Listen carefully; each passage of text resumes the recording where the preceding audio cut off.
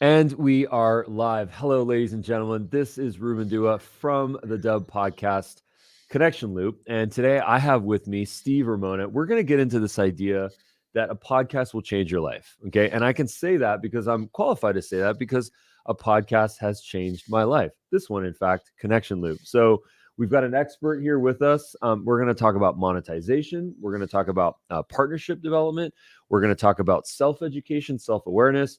And we're going to talk about how to use a podcast to ultimately scale your business. So, Steve, if you could start with a short bio, and let's get into this. Thank you, Ruben. I'm excited to be on the show. This is great. I've been an entrepreneur most of my life. I started with my family owning health clubs for 20 years, from 78 to 2000, about 22 years. But my dad was an entrepreneur. He was a contractor for 40 years. I loved his lifestyle.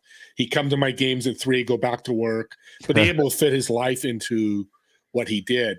So I've always had one job in my life, didn't like it, didn't want to work for somebody. I want to work with people, not work for them. And that's what entrepreneurship has done. And it's led me into many opportunities. I've been in a lot of network marketing businesses opportunities. I had my own brick and mortar business for 7 years.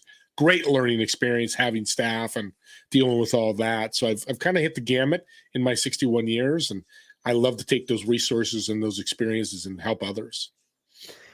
You know, I really appreciate that context. One of the things that we all talk about is this idea of being independent, like being financially free. And, you know, you can do this as an employee of a company, and you can do this as an entrepreneur. There's two different ways to do it, okay? What we always talk about, the ideal situation, is owning your life, which means you have so much value that even if you are taking a paycheck from someone else, that you're able to craft your life in such a way where you can go to your kids' games at 3 o'clock, or you can, shift things away or do a morning exercise routine if you'd like. Now, one of the things that actually a podcast has allowed me to do is to scale my voice up. It's given me a platform. It's allowed me to interview people like yourself, thought leaders, successful people, and then have that video go and be a connector, something that someone can watch in the future where I didn't necessarily have to meet with them. They can learn more about me. So one of the questions that I would ask you in this situation is, how would you recommend that we start a podcast and have those episodes monetize our time and then some? First thing before you start, do you want to go big with your podcast, or is it a hobby just to get a message out? And those are two different extremes, and they're okay either way. I've talked to people that just do it for a hobby. I've done 300 shows over many years, but just love meeting people. Or the other side is monetizing it. With the podcast to get started as well, is I was going to go to YouTube and DIY it. And Ruben, I got lucky and met the group from Pantheon, as I mentioned previously, that helped me walk me through the steps. Well, I want to go big with my message. I want as many people as possible. So Pantheon has helped me and showed me the proper way of doing it to make it a win-win for everybody. I'm all about the interview, but it's 80-20, 80% of the guest, 20% of the host. So I may just ask questions, and I think that's really powerful because people aren't here to listen about me. They want to hear the message. They're doing business in a servant's heart. That's the most important thing to me. On top of that, it's funny what you said about 8 to 5 or owning your own business. You can be free. My business partner, Max Lambright, says, you're the CEO of your life, whether you're a father, a single person, own your own business. If you think of it that way, you've got to run your life almost like a business. And the podcast has to fit in that business model. So you need to figure out, do I want to record 100 shows a month or 20 shows a month?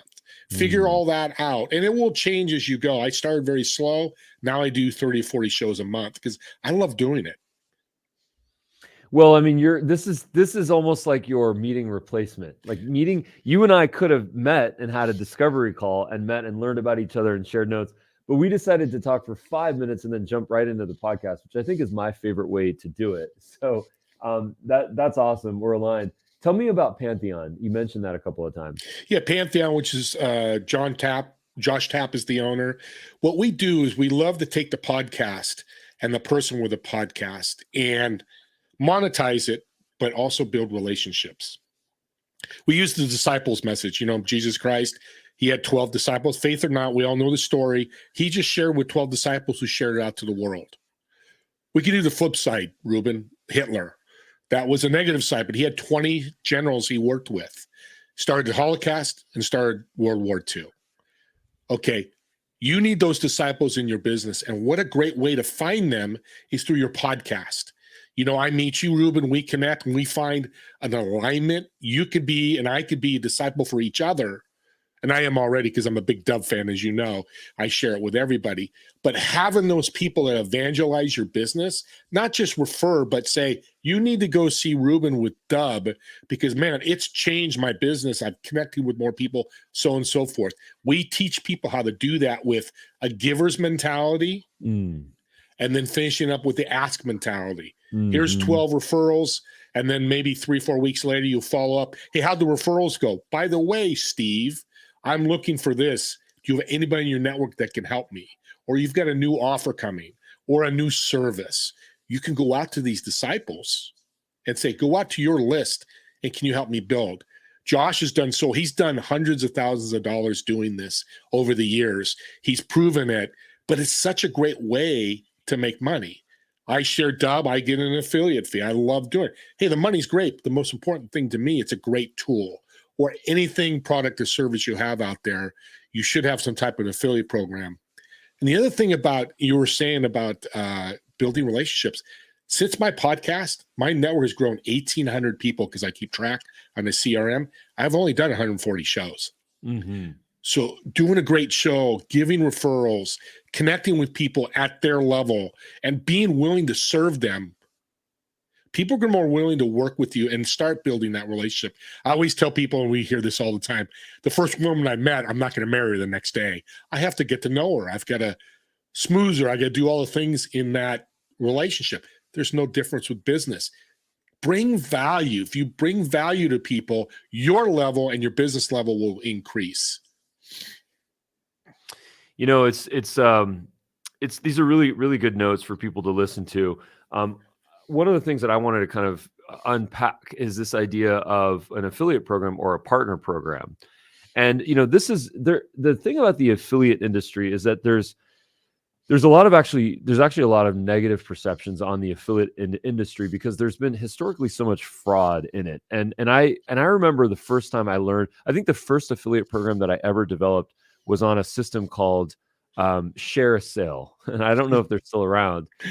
And they were in the same sort of circuit as Commission Junction and Pepper Jam and a couple of those. And I remember learning about those systems and being blown away by this idea that we can now empower our customers, our affiliates, our partners to go earn in our success just by simply sharing this. And best of all, they can actually offer some special discount in the process. So what a way to scale up our marketing efforts. What a way to actually enable like a whole crew, a whole community, a whole tribe of marketers to help us grow.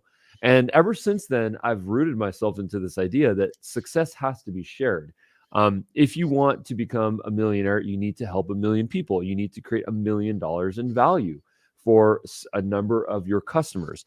So I always like to think if we can share in this wealth, if we can find a way to enable people, to empower them, to compensate them, then all of a sudden, I think everyone's happy. And I think that's, pardon the cliche, but I think it's the definition of a win-win-win relationship. So tell me what your perspective has been on being a partner, being an affiliate for other companies and helping evangelize them. Well, it's help. We're all human and we're all looking for money. We have to have money to live. It's just the way the life is. So, when I referred Dubb, I'll just use your example. It's great. Here's what it's done for me. But in the back of my mind, I'm like, and I'm going to get paid a little bit. Yeah. Maybe I'll cover my costs of Dubb. So from a business person standpoint, I think it's great. I think the problem in the field that I hear from people is this a network marketing company? Is it a team building company?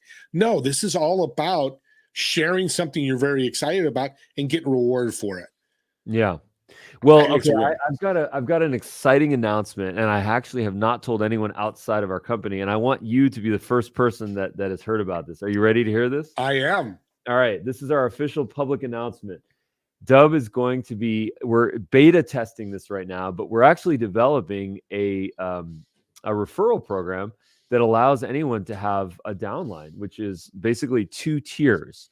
So if I go and refer Steve, and then Steve goes and refers Josh, then not only will Steve earn when Josh signs up, but I'll earn a little bit on the top. It doesn't take away from Steve's. It earns a little bit on top, an extra commission. So we are sort of beta testing this right now. And, one of the things that we've worked through is anytime you say multi-tier, multi-level, people start to have some negative emotions. I don't want to say anything negative about the industry. There's just unfortunately been some negative things that have happened that have created this stereotype, but that doesn't mean that that's the entire industry. But we're a software company, and that's not our business model. That's not how we work. It's not like you're buying into something that's part of a club. It's not like that. It's a software platform. I send you a link, you sign up for the software platform, and you get success. You send video messages on LinkedIn and email and SMS, and people start to respond to you.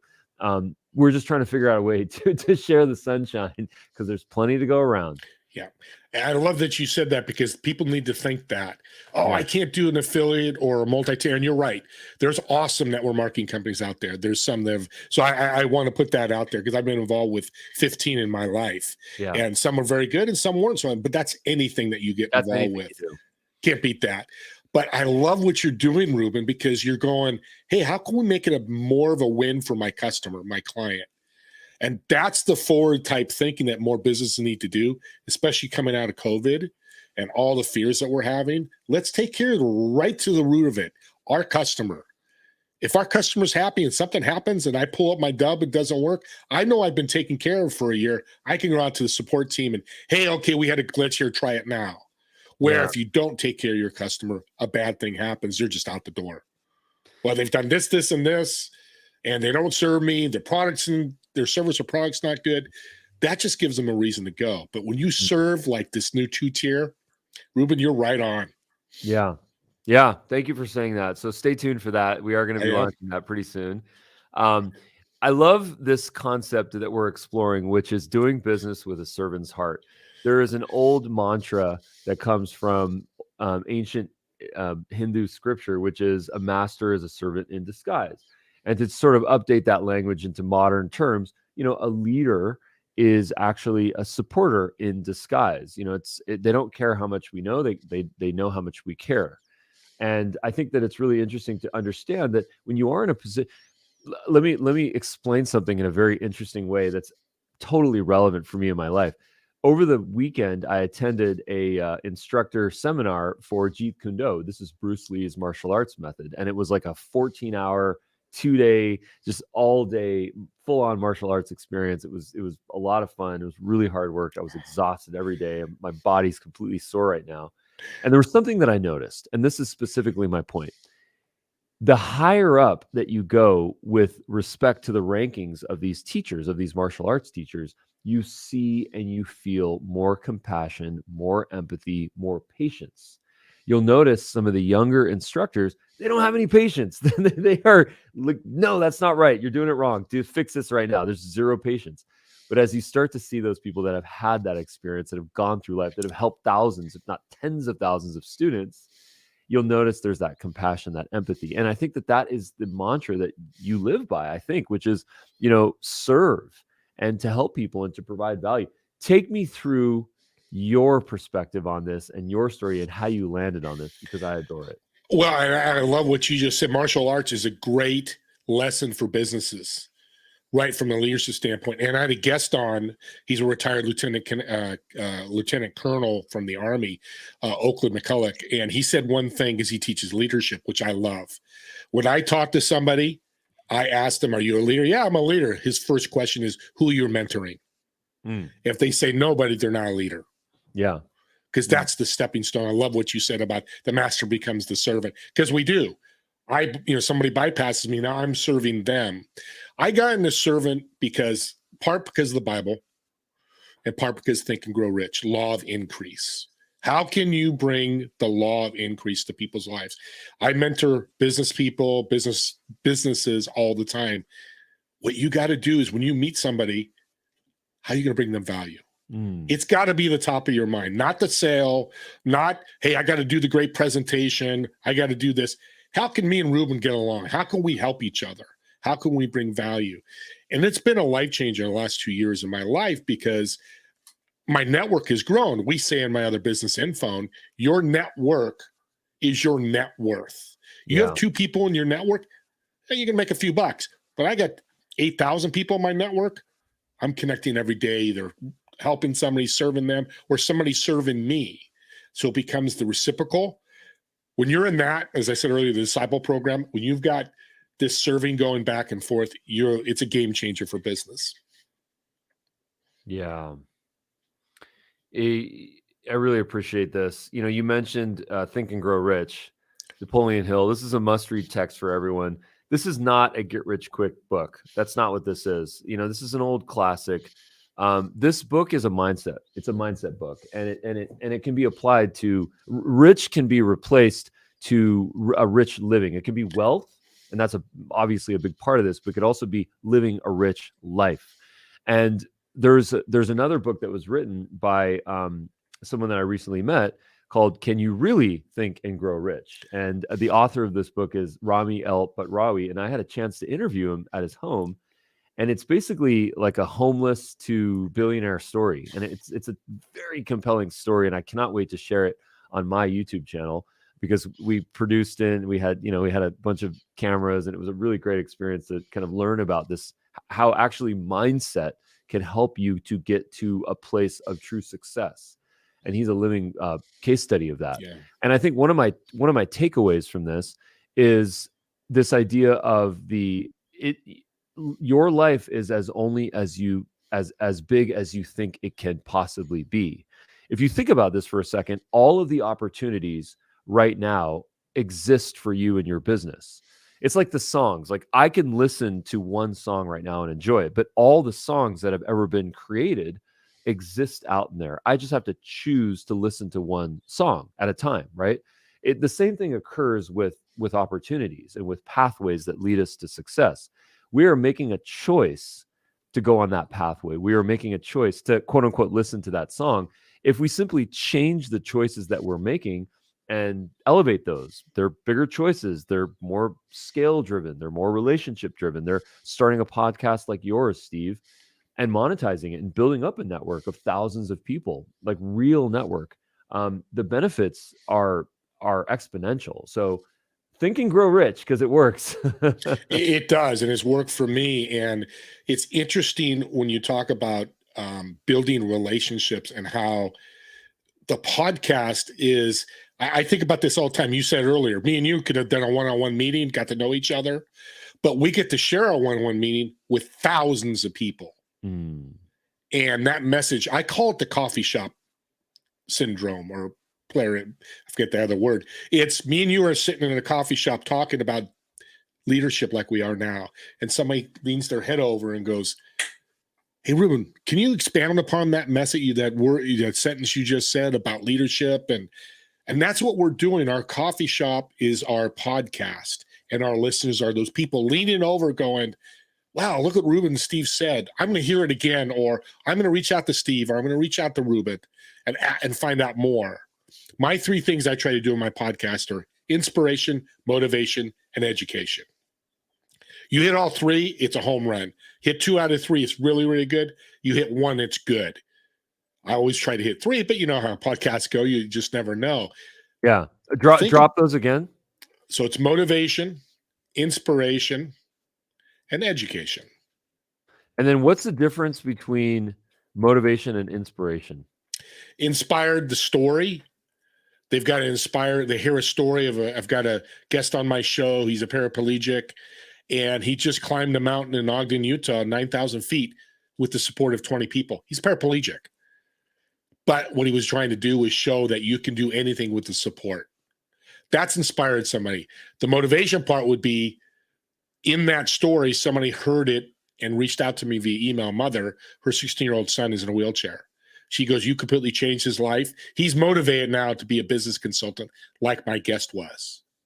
And then get educated. He shows them how he does that. So when you hit those 3 points, you inspire somebody, motivates them to do something, and you're teaching them how to do it. We're both doing our podcast. If they're done right, this is what they'll do.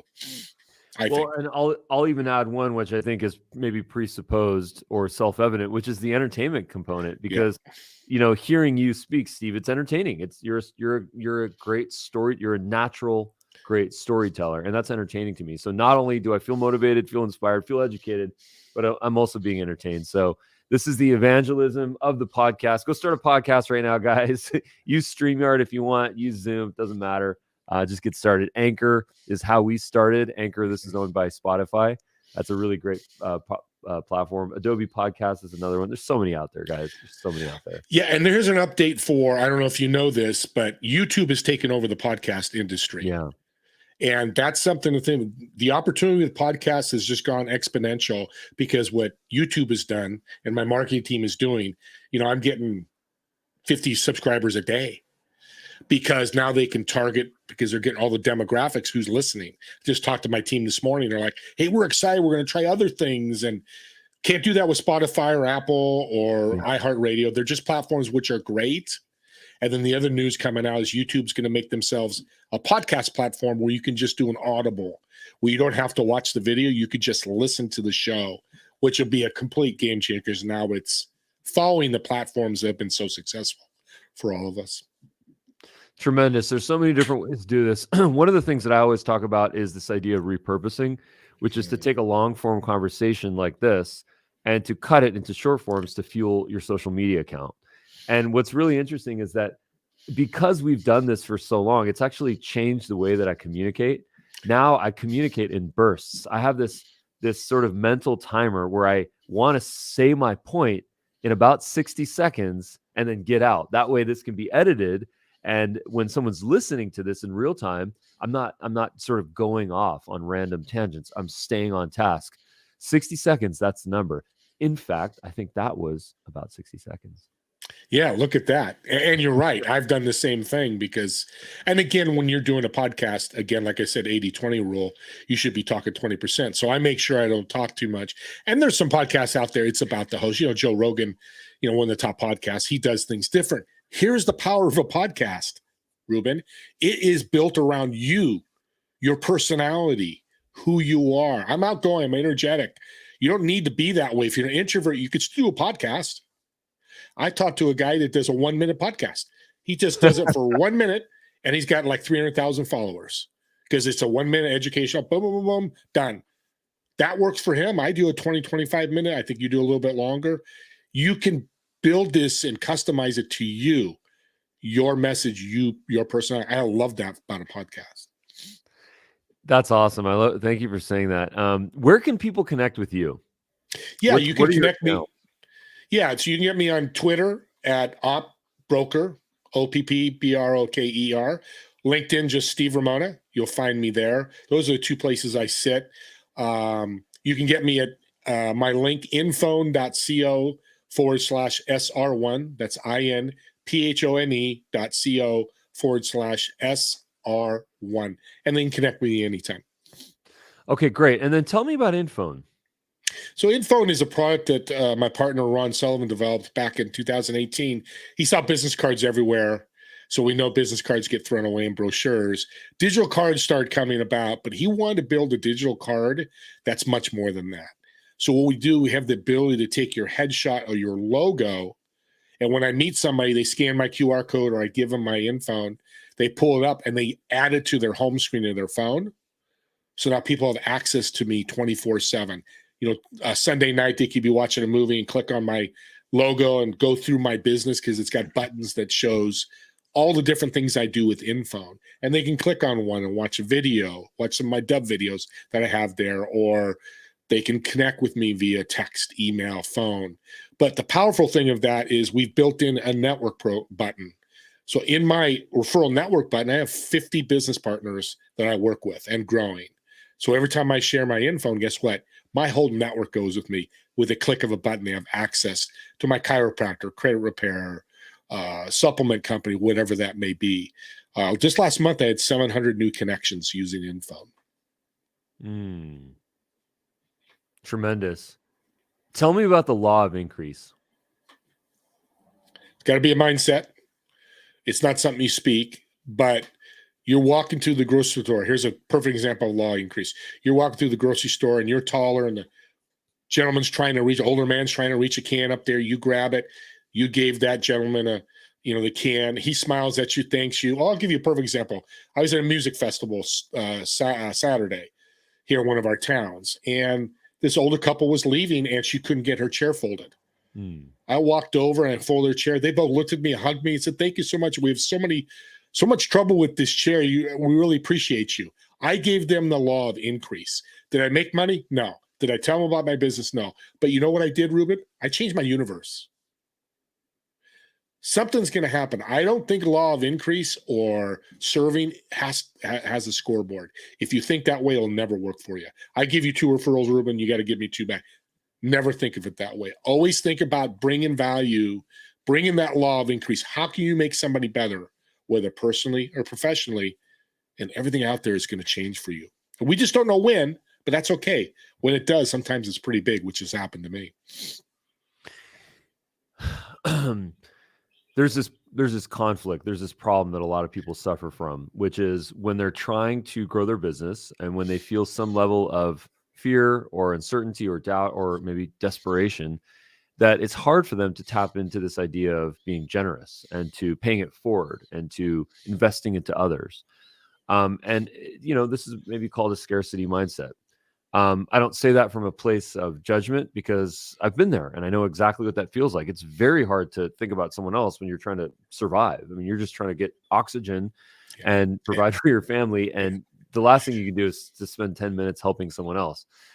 How can we sort of jump over that maybe when we are in a tough situation and we know that we've got a lot of work to do on ourselves, but we can still prioritize helping people? Guide us through that. All I tell people that have that, you're right. And COVID didn't help us. So that was so well said, Ruben. And I talk to a lot of fearmonger businesses. I tell them, if it's a Monday, if it's a Friday, I say next week, I give them a challenge. Monday, I want you to give value or a law of increase to every person you meet virtually or in person for a week. And I want you to reflect or reach back out to me on Friday and let me know how much you've changed. And then check a month later. And if you're a numbers person, look at your income, look at clients come in, look at different ways that things can come in. Being on your podcast, who knows what's going to happen, but somebody might reach out to me or hear it again. They may have heard my branding somewhere else and they hear it on the podcast. That's the law of, you've given me this law of increase. It is hard, but again, it's a mindset, like I said at the beginning, because you can't let fear come in. And me and you can't say you're going to make $1 million. But I did hear a story of a guy that gave away a bunch of $1 million. I won't say how much. He hasn't been on my show yet. But 10 months later, he got that money back. He gave it away to his school. And then 10 months later, that money came back even larger. 2 reasons. He made a lot of money building his relationships. When he gave the money away, he just went back to those relationships. And I believe the universe brought it back even sooner. That's how you need to think. It's hard. Yeah. Well, there's the 7 mindsets. I think this is sort of relevant when we think about this idea of a growth mindset versus a scarcity mindset or a fixed mindset. A lot of it, this is all rooted in giving. This is all rooted in helping others, because ultimately through karmic powers and through the power of business and remuneration and compensation, things come back to us. But the second that you do these things from a selfish perspective, you sort of lost initially. It has to be selfless, which is a little bit of a paradox, but it happens. And I remember when I started to think like this, and I'm still working through this, but it's a really special thing. So here's the 7 mindsets. Number 1, everything is possible. Number 2, passion first. Number 3, we are connected. Number 4, 100% self-accountability. Next, attitude of gratitude, followed by live to give, and the time is now. So when we think about these mantras, we can think, how can I root myself in a growth mindset? How can I root myself in a place where I feel so much abundance of resources and wealth that I'm willing to share it, knowing that eventually it'll probably come back to me and ultimately everyone's going to win. Yeah, I love that. That's Perfectly well said. And that's why I love being on podcasts. I just learned something. I've never heard those before. And I'm going to grab those and use those for myself. And we're always learning when we're giving, but just give it a shot. And here's the thing I tell people: the phrase death and taxes are 100% guaranteed. I can add a third one. I guarantee you serve somebody in any capacity, you're going to make them smile. You give them a law of increase, they're going to smile, whether it's outwardly or inwardly. Mm-hmm. And I love the inwardly much better. That's a guarantee, because I did 1,000 referrals last year. I kept track of it for people in business. Every single one of them are still in my relationships with me, but I know they thanked me with an email. Hey, thank you so much. I know they smiled because I tried to give them a value. Mm-hmm. Yeah, this is a really important thing for people to explore. Huge shout out to Carol Dweck, she sort of was one of the innovators of the growth and fixed mindset. So you can research her work. She's done some great stuff when we think about this. So consider checking her out.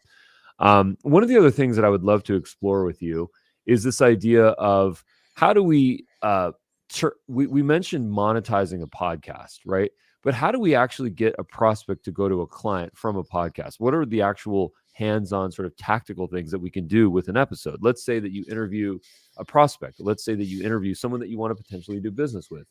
How can you engage with them, connect with them, mention them in a social post so that they say, you know what, let's jump on a call. I actually want to learn about what it is that you sell. So maybe we can buy from you.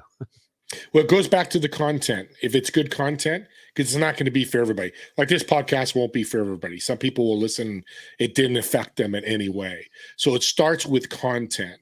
But I think the other thing is that I do on every podcast when I get done with a guest is give them a law of increase.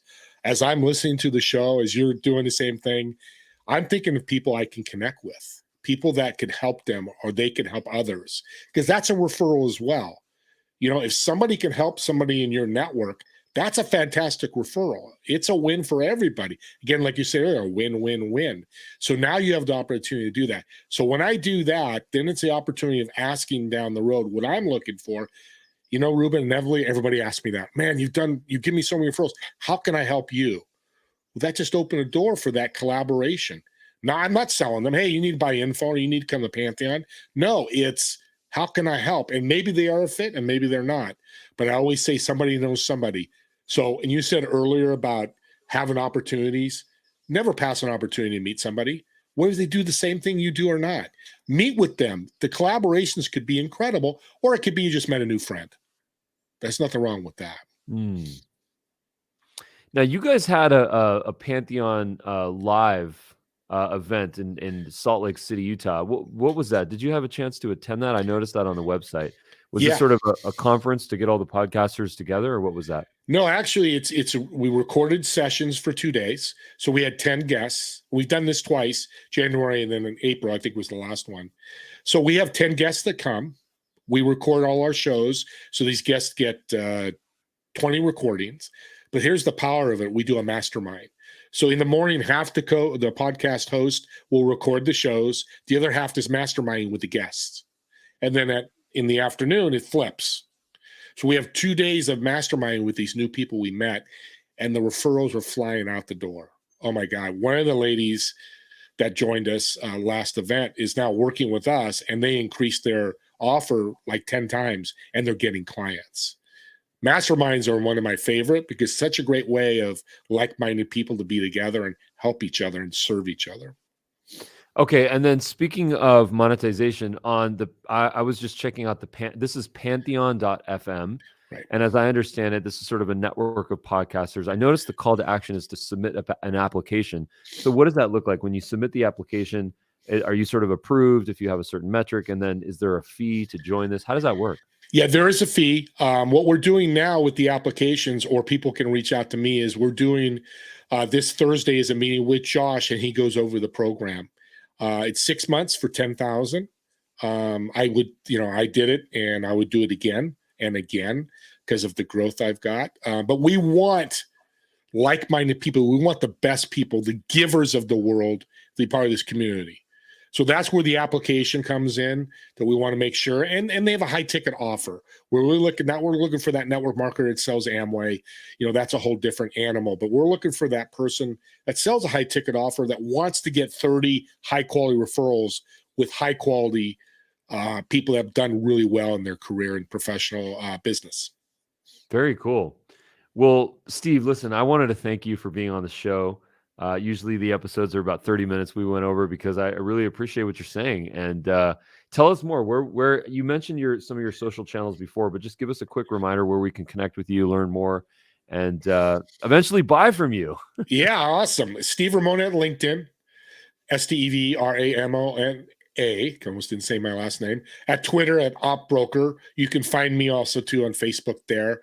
And then infone.co/SR1, INPHONE.co/SR1. Awesome. Well, Steve, thank you so much. Stick around for some notes. Really appreciate you. Thank you, Room. This has been a blessing. Thank you.